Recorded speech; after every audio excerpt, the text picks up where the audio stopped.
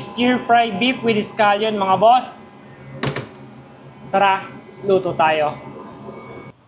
Beef tenderloin, salt, Shaoxing wine, cornstarch. Mix lang natin to. Then, i-marinate lang for 30 to 1 hour.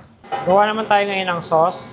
Beef broth, soy sauce, Shaoxing wine, white pepper. Kung wala kayong white pepper, pwede kayong gumamit ng black pepper, sugar. Bahala na kayo kung gaano katamis yung gusto nyo.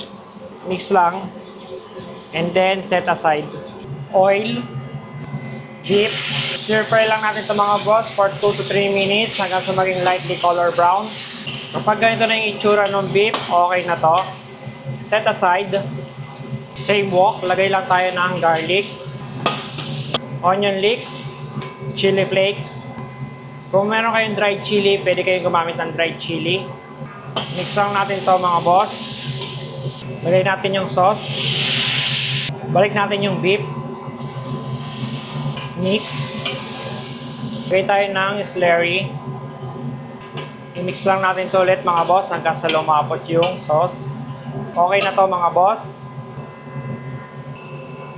Transfer naman natin ngayon sa pan. Kung gusto mo nga pala naman ganitong video, paki-heart and share. Paki-comment mo na nga rin pala kung taga saan ka at kung ano yung barko mo para naman mabati kita. Stir fry beef with scallion mga boss. So yun lang. Bon appetit!